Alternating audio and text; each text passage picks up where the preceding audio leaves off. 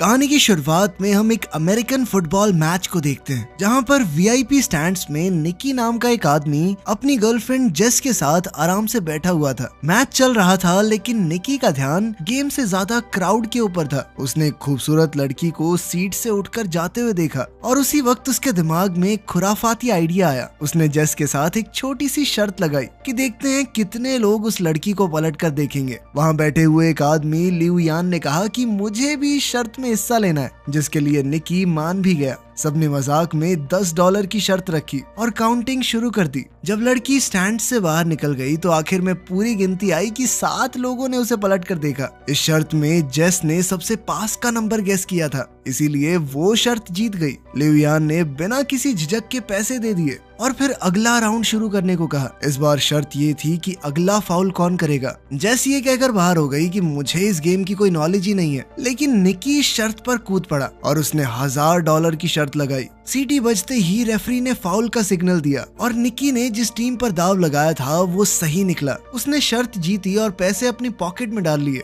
लिऊ यान शर्त हारने के बाद भी और ज्यादा एक्साइटेड हो गया। उसने कहा कि अब की बार $5000 की शर्त लगाते हैं। इस बार का सवाल ये था कि अब की बार वो बॉल को पास करेंगे या उसे लेकर दौड़ेंगे। निकी 5000 का दाव खेलने में थोड़ा हिचकिचा रहा था, लेकिन आखिरकार वो मान ही गया। लिऊ यान ने गेस किया कि वो भागेंगे और निकी ने कहा कि पास करेंगे, और सीटी बजते ही प्लेयर ने सच में बॉल लेकर दौड़ लगा दी, जिस वजह से निकी अब $5000 हार गया। अब निकी ने डिसाइड किया कि कोई बात नहीं, 5000 हार गए, अब बंद करते हैं, और उसने जेस से कॉफी पीने चलने को कहा। लेकिन लिऊ यान ने जिद पकड़ ली। उसने कहा कि तुम वीआईपी लाउंज में बैठे हो, पैसा तो है तुम्हारे पास, $5000 से क्या होता है, एक और बाजी खेलो, इस बार $10,000 की। और आखिरकार निकी मान ही गया। और अब सवाल था कि ये प्लेयर अगला पास सही तरीके से कामयाब कर पाएगा या नहीं। निकी ने प्रेडिक्ट किया कि हाँ, पास दे देगा ये, लेकिन दूसरी टीम ने पास को बीच में ही रोक लिया। अब निकी $15,000 हार चुका था। पैसे निकालते हुए निकी थोड़ा परेशान हुआ। उसने थोड़ा सोचा और कहा कि चल इस बार 50,000 की लगाते हैं। ये सुनकर जेस चौंक गई, लेकिन निकी गुस्से में दिख रहा था। इस वक्त किस्मत उसका साथ नहीं दे रही थी। वो अगली शर्त फिर से हार गया, जिसके बाद उसे 50,000 और देने पड़ गए। अब जेस ने उसे तुरंत रुकने को कहा, लेकिन निकी के ऊपर उसका गुस्सा और ईगो भारी पड़ गई। उसने बिना सोचे समझे अगली शर्त लगा दी $1,00,000 की। लिऊ यान ने मजाक उड़ाया और कहा कि तुम्हारे पास इतने पैसे हैं भी। निकी ने बिना कुछ ज्यादा कहे कैश का पूरा एक बंडल टेबल पर फेंक दिया। इसके बाद तो लिऊ यान भी एक्साइटेड हो गया। अब निकी ने शर्त लगाई कि अगला पास देखना इंटरसेप्ट हो जाएगा, पूरा नहीं होगा, लेकिन इस बार पास कामयाब हो गया। निकी ने अब लाखों डॉलर्स का नुकसान उठा लिया था। अब वो समझ नहीं पा रहा था कि इस मुसीबत से कैसे निकलूं। उसकी इस हरकत से जेस भी बहुत हैरान थी, लेकिन अब गेम बहुत ज्यादा तगड़े लेवल पर पहुंच चुकी थी। निकी ने कहा कि मेरे पास $1 मिलियन बचे हैं, पूरी शर्त लगाते हैं, देखते हैं कौन जीतेगा। इस बार ताश के पत्तों से फैसला होगा। लिऊ यान लगातार जीत रहा था, तो अब वो खुशी से पागल हो रहा था। उसने निकी को एक एटीएम मशीन की तरह देखना शुरू कर दिया। लिऊ यान ने अपना पत्ता निकाला, जो थी 5 की पंजी। निक को अब बस 5 से बड़ा पत्ता निकालना था। जीतने का चांस काफी ज्यादा था। निक ने पत्ता उठाया और बहुत ही कॉन्फिडेंस से पलटा, लेकिन उसकी तो तिग्गी निकली, तिग्गी। ये देखकर तो जेस तुरंत ही कुर्सी से नीचे गिर गई। निकी ने जब गेम स्टार्ट की थी तो सिर्फ $4000 लगाने का मूड था, लेकिन अब तक वो $1 मिलियन से ज्यादा हार चुका था, यानी लगभग 9 करोड़ रुपए के करीब। इस शर्मनाक हार के बाद उसके पास कहने को कुछ नहीं बचा था, तो उसने चुपचाप जेस का हाथ पकड़ा और उसे बाहर ले जाने लगा। उसका मन बहुत दुखी था, लेकिन लिऊ यान अभी भी उसे और चिढ़ाने लगा। उसने कहा कि यही होता है बेटे, उस्ताद के साथ खेलने का नतीजा। निकी ने रुककर एक और शर्त लगाई, $2 मिलियन की। अब आइडिया थोड़ा नया था। निकी ने चैलेंज दिया कि लिऊ यान किसी भी रैंडम प्लेयर को दूरबीन से चुन सकता है, और अगर निकी ने उसका जर्सी नंबर सही से गेस कर लिया तो जीत उसकी। लिऊ यान इस बात से थोड़ा कंफ्यूज हो गया। उसने कहा कि ये तो भाई दिमाग पढ़ने वाली बात हो गई। उसे लग रहा था मानो निकी अपने पैर पर खुद कुल्हाड़ी मार रहा है। उसे थोड़ा शक भी था कि कहीं निकी कुछ चीटिंग तो नहीं कर रहा। उसके शक को दूर करने के लिए निकी ने कहा कि चल मैं गेस भी नहीं करता, इस बार जेस करेगी गेस। जेस ने गुस्से से निकी को देखा। उसे समझ नहीं आ रहा था कि आखिर ये चल क्या रहा है। क्या चांस है कि इतने लोगों में मैं जिसका जर्सी नंबर बोलूंगी वही होगा। ये कहकर वो वहाँ से जाने लगी, लेकिन लिऊ यान के सिक्योरिटी गार्ड ने उसे जाने से रोक लिया और उनके बीच छोटी सी झड़प हो गई। जेस ने खुद को थोड़ा शांत किया। निकी ने उससे कहा कि बस ग्राउंड में नजर घुमाओ और जो नंबर तुम्हें अपना सा लगे वो बोल दो। लिऊ यान ने दूरबीन उठाई और एक प्लेयर को चुना, जिसके बाद जेस ने दूरबीन ली और पूरी फील्ड को स्कैन किया। हर तरफ उसे जर्सी नंबर ही दिख रहे थे। कैसे गैस करे? तभी उसकी नजर एक जाने पहचाने चेहरे पर पड़ी और उसे निकी की बात याद आई कि जो नंबर तुम्हें अपना सा लगे उसे चुन लेना। वहाँ उनका दोस्त फरहाद 55 नंबर की जर्सी पहने हुए था। जेस को समझ आ गया कि ये सब निकी के प्लान का एक हिस्सा था। उसने कहा नंबर 55 और वो एकदम सही जवाब था। उसके जवाब से लिऊ यान दंग रह गया। जेस भी कुछ पलों के लिए सोच में पड़ गई कि निकी को पहले से ये कैसे मालूम था कि लिऊ यान उसी नंबर को सिलेक्ट करेगा, लेकिन इस वक्त ये सब जरूरी नहीं था। वो शर्त को जीत चुके थे। दोनों ने $1 मिलियन का प्रॉफिट किया और सारा हारा हुआ पैसा भी वापस मिल गया। 2 बड़े कैश से भरे हुए बैग लेकर वो स्टेडियम से बाहर निकल गए। कार में निकी ने जेस को बताया कि ये सब कुछ उनके प्लान का हिस्सा था। वो लिऊ यान को काफी समय से ट्रैक कर रहे थे। दरअसल लिऊ यान हाई सोसाइटी में अपनी जुआ खेलने की बुरी आदत के लिए मशहूर था। उसके सामने कोई कुछ भी शर्त लगाए वो कूद पड़ता था। निकी की टीम ने ये पूरा प्लान बनाया था। जैसे ही लिऊ यान ने अपने होटल रूम से बाहर कदम रखा, उसके सबकॉन्शियस माइंड में नंबर 55 डाला गया। सिक्योरिटी गार्ड के लेबल पिन में भी 55 लिखा था। स्टेडियम के रास्ते में साइन बोर्ड्स पर भी वही नंबर था और उन्होंने उसे सिर्फ ये नंबर दिखाया नहीं बल्कि सुनाया भी। मैच देखने आते वक्त उन्होंने लिऊ यान की गाड़ी में एक गाना चलवाया था, जिससे उसे बार बार 55 नंबर का हिंट मिले। उस गाने में 124 बार 55 जैसी आवाज निकल रही थी, जिस वजह से लिऊ यान का दिमाग बार बार उस नंबर की तरफ खिंचा जा रहा था। साथ ही उसे फरहाद की एक फोटो भी दिखाई गई थी, जिससे वो एक विजुअल मेमोरी बन गई। जब वो दूरबीन से देख रहा था तो उसका दिमाग नेचुरली नंबर 55 की तरफ गया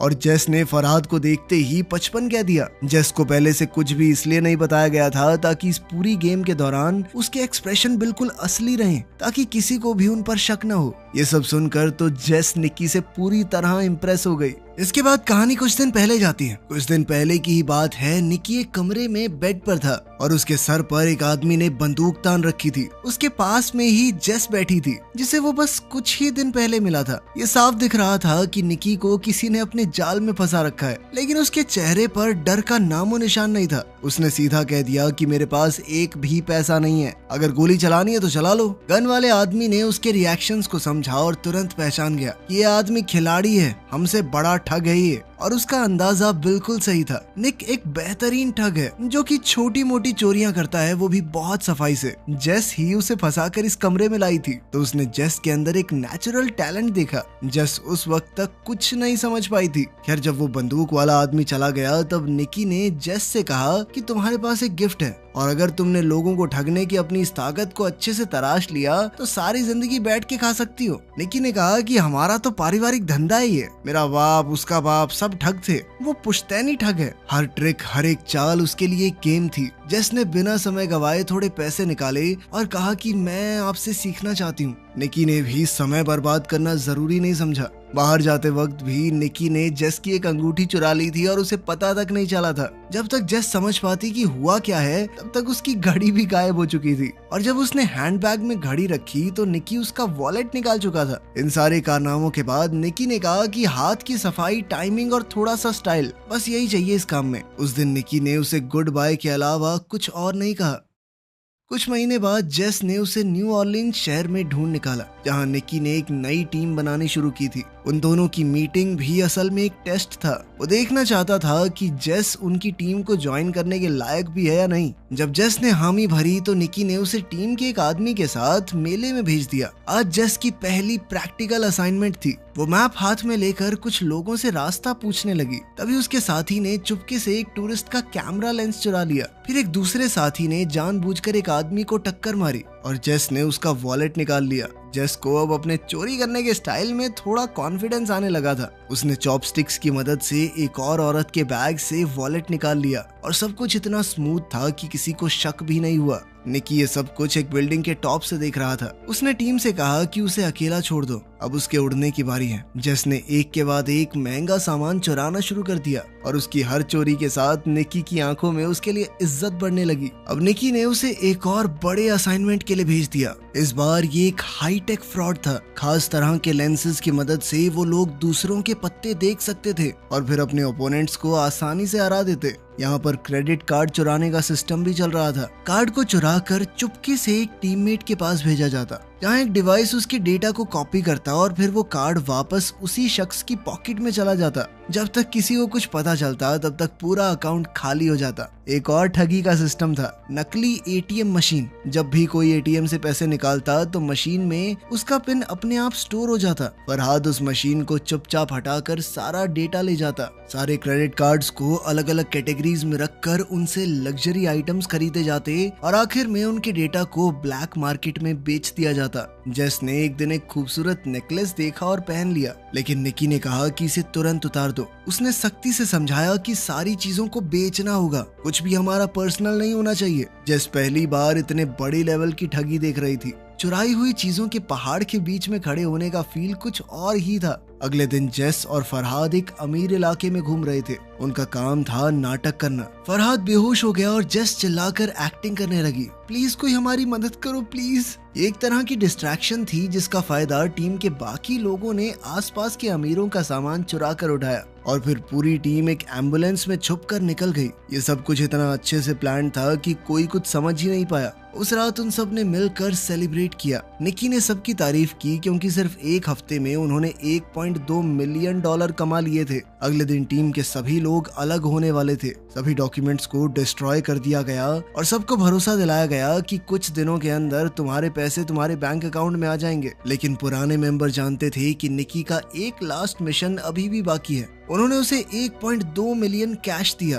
और जेस के सामने वार्निंग भी दी कि इसे जुए में उड़ा मत देना। अगली सुबह निकी जेस को ले गया स्टेडियम के वीआईपी लाउंज में। उसने जेस के सामने पूरा तमाशा किया और उसे दिखाया कि कैसे कुछ ही मिनटों में हम $1 मिलियन कमा सकते हैं। जेस उस वक्त तक निकी के थोड़े थोड़े प्यार में पड़ने लगी थी। उसे लगने लगा था कि वो निकी की गर्लफ्रेंड है, तभी तो वो उसे ये सब कुछ दिखा रहा है। लेकिन निकी ने शुरुआत से ही उसे बस ठगी के लिए ही अपने ग्रुप में शामिल किया था। जब सब कुछ खत्म हो गया तो निकी ने उसे $80,000 कैश दिया और आखिर में कहा गुड बाय। जेस ने उसकी तरफ देखा, उसकी आंखों में आंसू थे, उसका दिल टूट गया था। एक तरफ वो निकी से सच में प्यार कर बैठी थी, दूसरी तरफ उसे ये भी लग रहा था कि $80,000 बहुत कम है क्योंकि निकी ने अभी $1 मिलियन कमाए थे। लेकिन निकी की दुनिया में जज्बातों के लिए कोई जगह नहीं थी और जेस ने अब उसका असली रंग देख लिया था। लगभग 3 साल बाद हम एक रेस कार को सर्विस स्टेशन में घुसते हुए देखते हैं और जल्द ही हमें निकी भी वहां नजर आया। उसकी आंखों में थकान थी और उसके चेहरे पर साफ लिखा हुआ था कि पैसे खत्म होने वाले हैं। लंच के वक्त उसकी एक रेस कार टीम के मालिक गरिया के साथ मीटिंग थी। गरिया की रिसर्च टीम ने EXR नाम का एक नया एल्गोरिदम डेवलप किया था, लेकिन वो इस एल्गोरिदम को और बढ़िया करके अपने जीतने के चांसेस और बढ़ाना चाहते थे। इसके लिए उन्होंने निकी को काम पर रखा। प्लान बिल्कुल सिंपल था। निकी उनका चीफ इंजीनियर होने का नाटक करेगा, फिर वो ऐसा दिखाएंगे कि उसके और गरिया के बीच में लड़ाई हो गई है ताकि दूसरी टीम्स उनके जाल में फंस सकें। इसके बाद निकी फिर EXR का एक फेक वर्जन बेचेगा राइवल टीम को और असली सिस्टम गरिया की टीम इस्तेमाल करेगी, जिससे उनकी जीत पक्की हो जाएगी। डील के हिसाब से निकी को €1 मिलियन मिलने वाले थे इस काम के लिए और फेक सिस्टम बेचने से जो कमाई होगी वो भी उसकी। निकी ने इस काम को मजाक समझा। इतना सिंपल स्कैम तो वो नींद में भी कर सकता था,